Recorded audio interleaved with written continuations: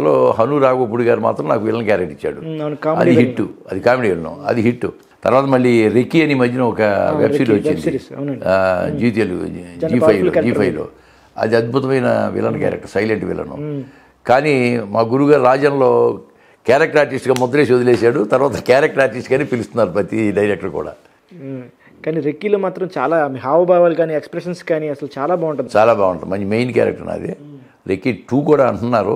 దాంట్లో కూడా మెయిన్ నా మీదే స్టోరీ ఉందని చెప్పాడు డైరెక్టర్ గారు, పోలూరి కృష్ణ గారు, మహానుభావుడు. ఆయన పిలిచి, ఆయనను చీఫ్ కంటెంట్ ఆఫీసర్ అనురాధ గారు జీ5లో వాళ్ళు నాకు ఆవేశం ఇచ్చారు. ఇది రాజన్న చేసేటప్పుడే మరి రాజమౌళి మిమ్మల్ని చూసి బాహుబలిలో తీసుకొని కొన్ని రోజులు షూటింగ్ చేసి మళ్ళీ వద్దన్నారు. బాహుబలి అంటే రాజన్ తర్వాత బాహుబలి 1కి పిలిపించారు రాజమౌళి గారు. ఒక 9 రోజులు చేశాను. కాబట్టి జనాల్లో నిలబట్టవే కానీ డైలాగులు ఏం లేవు. ఒకరోజు ఆయన పిలిచి, గాంధీ గారు రాజన్లో అంత పెద్ద క్యారెక్టర్ చేశారు, దీంట్లో డైలాగులు ఏం లేవు, మిమ్మల్ని ఇలా నిలబెట్టి వాడుకోవటం అనేది నాకు అంతగా బాగోలేదు, ఏమనుకోవద్దు అన్నాడు. పర్లేదు సార్, ఏం కాదు అని చెప్పి నేను 10 రోజుల నుంచి వెళ్ళలేదు. ఎందుకంటే ఒట్టిగా నిలబెట్టమే కదా, వద్దని చెప్పారు ఆయనే చెప్పారు రాజమౌళి గారు. సో రాజన్న అప్పుడు పరిచయం ఉన్నారండి రాజమౌళి గారు? అయ్యో, రాజన్న పరిచయం, సక్సెస్ మీటు పెట్టారు ఎన్ కన్వెన్షన్లో. పెట్టినప్పుడు కీరవాణి గారు రాజమౌళి గారు కారులో వస్తున్నారు. మేము ఎక్కడో నిలబడ్డాం, నేను అజయ్ ఘోష్ ఒకసారి నిలబడి మాట్లాడుతూ ఉన్నాం. నన్ను చూసి కారు దిగి నా దగ్గరికి వచ్చాడు ఆయన, రాజమౌళి గారు. వచ్చి చాలా బాగా అద్భుతంగా చేశారు మీరు, ఎక్సలెంట్, చాలా బాగుందని చెప్పి మెచ్చుకున్నాడు. నాకు అంతకంటే డైరెక్టర్ మన దగ్గరికి వచ్చి మెచ్చుకోవడం అనేది మెచ్చుకోవడం. కీరవాణి గారు కూడా, కీరవాణి గారు ఇప్పుడు కనపడినా నన్ను సాంబయ్య అంటాడు, గాంధీ అని పిలవరు ఆయన, సాంబయ్య గారు అంటాడు. అలా అంత ముద్ర పడింది అది. చాలా మంది డైరెక్టర్స్ కూడా మిమ్మల్ని బాబాయ్ అలా అంటారంటే. చాలా మంది డైరెక్టర్స్ కానీ, కో డైరెక్టర్స్ కానీ, మేనేజర్స్ కానీ, మనం కూడా అందరితో బాగుంటే అబ్బాయి ఎలా ఉన్నారంటే బాబాయ్ బాగున్నాం అంటుంటారు. ఆ విధంగా మన పిలుపులోనే ఉందండి. మనం కూడా ఆప్యాయంగా పిలిస్తే వాళ్ళు కూడా ఆప్యాయంగా పిలుస్తారు. నేను సెట్కి వెళ్తే అందరిని గౌరవిస్తాను మామూలుగా.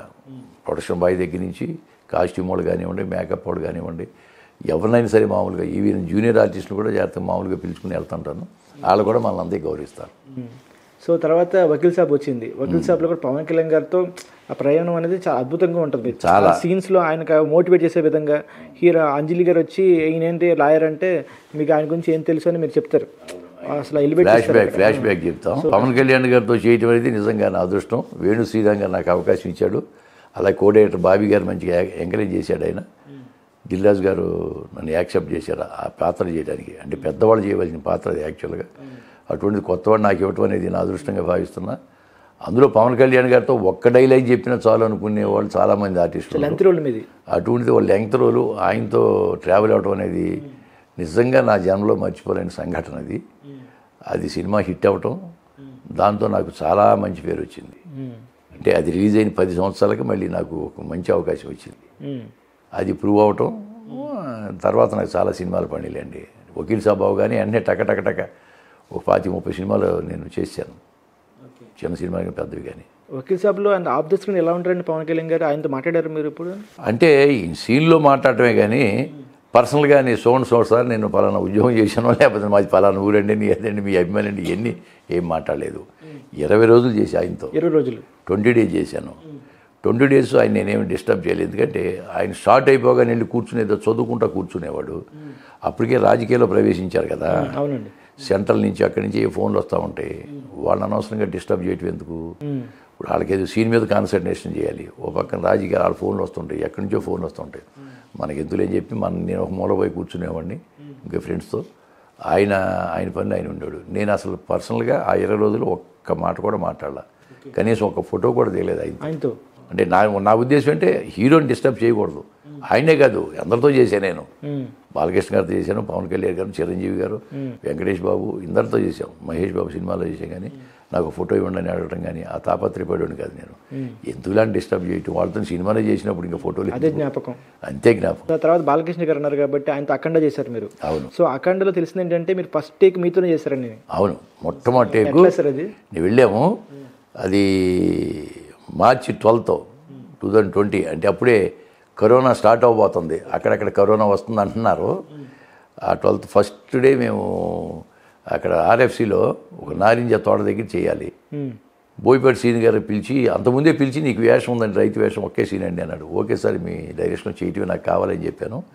ఆ రోజు పిలిచి ఒక డైలాగ్ ఇచ్చారు. ఫస్ట్ ఓపెనింగ్ మీదే డైలాగ్ అన్నాడు. సార్ నాతో ఏంటి సార్ అన్న. లేదు మీరు చేయండి, మీరు మాకెందుకో మీతో చేయాలనిపించింది, డైలాగ్ ఓన్ చేసుకోండి అన్నాడు. ఓన్ చేసుకున్నాం, చేసే టేకు ఫస్ట్ టేకు చెప్పేసాం, ఓకే అన్నాడు. అందరు చప్పట్లు కొట్టారు. సింగిల్ టేక్ సింగిల్ టేకే. సూపర్ గాంధీ గారు అన్నాడు. చాలా హ్యాపీ ఫీల్ అయ్యాం. ఆ తర్వాత 12 రోజుల పాటు బాలయ్య బాబు గారితోనే చేశాను నేను. ఓకే. కొంతమంది భయపెట్టారు, బాలయ్య బాబు ఎదురు పడకూడదు, ఆయన కోపం ఎక్కువ, ఏమంటే కొడతాడు అని. ఎందుకు కొడతాడు? ఎన్టీ రామారావు గారు కొడుకు అయినా వాళ్ళ సంస్కారం, ఆ ఫ్యామిలీ సంస్కారవంతమైన ఫ్యామిలీ. అటువంటిది ఏముంది, ఫస్ట్ నుంచే నేను నమస్కారం పెట్టేవాడిని. బాగున్నారా అని ఒకటి తగ్గాను. ఆ 12 రోజులు ఎంతో బాగా కలివిడిగా ఉండి ఆయన కొంచెం సజెషన్ ఇచ్చుకుంటూ చేసాం. చాలా బాగా. అంటే జనరల్గా ఆయన కొంచెం సీరియస్గా ఉంటారు, ఆఫ్ ద స్క్రీన్ కానీ ఆన్ ద స్క్రీన్ కానీ ఏముండదండి, అంత ఒట్టి మాటలండి, ఎన్ని బోకస్. సీరియస్, చాలా నవ్వుతూ హ్యాపీగా అందరితో మాట్లాడు, హ్యాపీగా గడిపి వెళ్ళిపోతాడు. ఎవరైనా అక్కడ పిచ్చి పిచ్చి లెక్కలు చేస్తే అంతకుముందు ఏమన్నా అన్నాడేమో తప్పితే అదే మన హెలివేట్ చేస్తారు ఎక్కువగా, కానీ అదే ఉండదు. చక్కగా మాట్లాడతాడు, చాలా స్వతంత్రంగా మాట్లాడతాడు అందరితో. ఆ తర్వాత చిరంజీవి గారితో కూడా చేశారు మీరు. చిరంజీవి గారితో 6 సినిమాలు చేశానండి. అదే అందరూ ఆ 5 నెంబర్ అనుకుంటారు, కానీ మీరు అంతకన్నా ముందే గ్యాంగ్ లీడర్ చేశారు. గ్యాంగ్ లీడర్ చేశాను, రౌడీ ఎల్లుడి చేశాను, ఖైదీ నెంబర్ 150 చేశాను, సైరా నరసింహరెడ్డి చేశాను, గాడ్ ఫాదర్ చేశాను, వాల్తేరి వీరయ్య చేశాను బాబీ గారి డైరెక్షన్లో. ఆ బాబీ గారు నన్ను బాగా లైక్ చేస్తాడు. ఆ తర్వాత డాకు మహారాజులో కూడా మంచి వేషం పిలిచిచ్చాడు ఆయనే. చిరంజీవి గారితో 6 సినిమాలు చేశానండి. చిరంజీవి గారు నన్ను బాగా గుర్తుపడతాడు ఆయన. అది ఖైదీ నెంబర్లు కూడా మాట్లాడారండి కదా మీతో. ఖైదీ నెంబర్ 150లో నాకు ఎందుకంటే సత్యమూర్తి గారు, జి సత్యమూర్తి గారు రైటరు, అంటే దేవి శ్రీప్రసాద్ గారి ఫాదరు. ఓకే.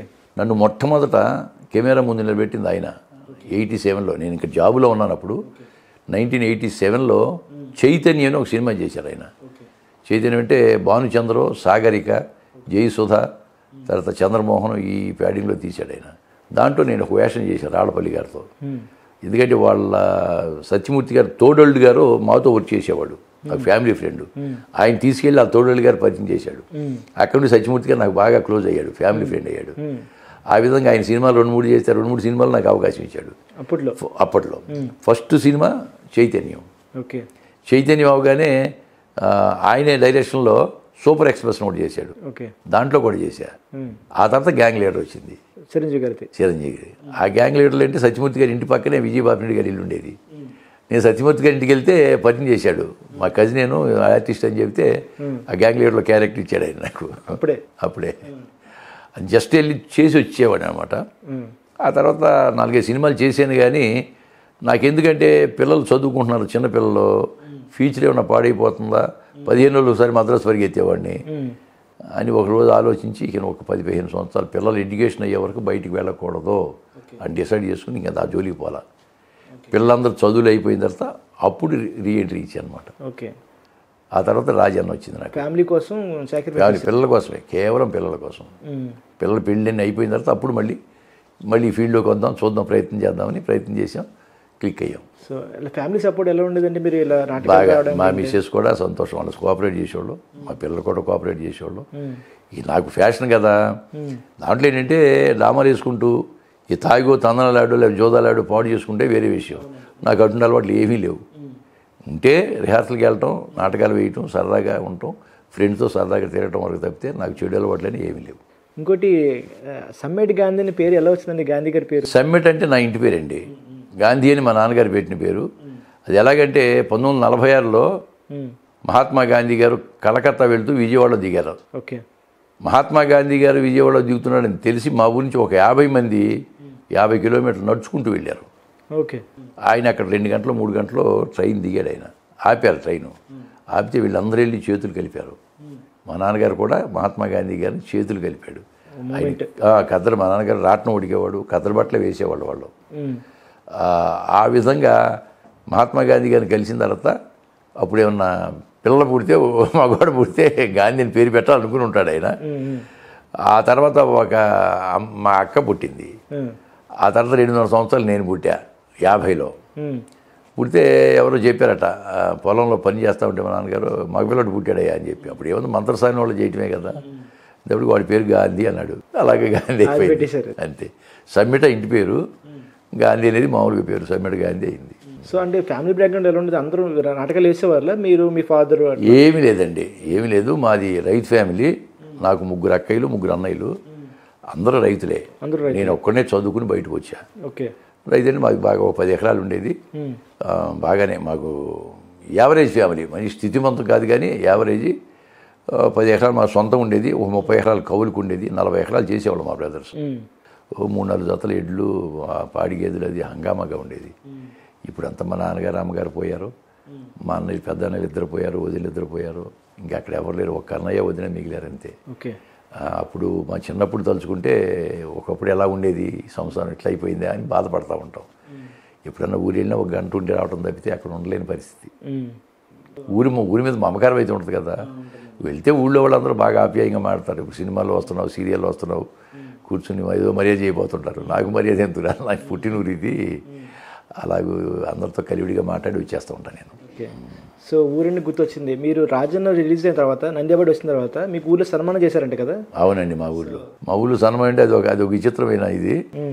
మా ఊరు పెడన మండలం కదా, పెడన్లో సన్మానం అన్నారు. అక్కడి నుంచి మా ఆర్టిస్టులు కొంతమంది ఫోన్ చేసి సన్మానం చేస్తాం, ట్రైన్ టికెట్ వేస్తాం. ఎప్పుడు అంటే ట్రైన్ టికెట్ అవసరం, నేను వస్తలేరా బాబు అని చెప్పి నేను వెళ్ళాను. పెద్ద ఎత్తున సన్మానం పెట్టారు ఒక హాల్లో. ఈరోజు మేయర్ గారు, ఎమ్మెల్యే గారు వాళ్ళందరూ వచ్చారు. మా ఊరి జనం అంతా ట్రాక్టర్లో ఊరేగింపుగా తీసుకొచ్చారు మిమ్మల్ని. అంటే మా ఊరికి పెడనకి అంతా కలిసి 9 కిలోమీటర్లు తీసుకొచ్చారు. ఆ రోజు నైటు సన్మానం చేయాలి. నాకేమైంది, ముందు రోజు వెళ్ళాను నేను. వెళితే నాకు మొట్టమొదటి నాకు మేకప్ వేసిన ఆవిడ పేరు జానకీబాయి గారు. ఆవిడ ఎక్కడుందని ఎంక్వైరీ చేయాలని నేను ఒక ఫ్రెండ్ అడిగా. ఆ ఏజ్ గ్రూప్లో ఉన్న టీచర్ రిటైర్డ్ ఒక ఆయన ఉన్నాడు, పిచ్చిరాజు గారని. ఆయన ఎంక్వైరీ చేశా, ఏమంటే జానకీబాయి గారని ఒక టీచర్ ఉండేదండి మాకు 8th క్లాస్లో మా టీచరు,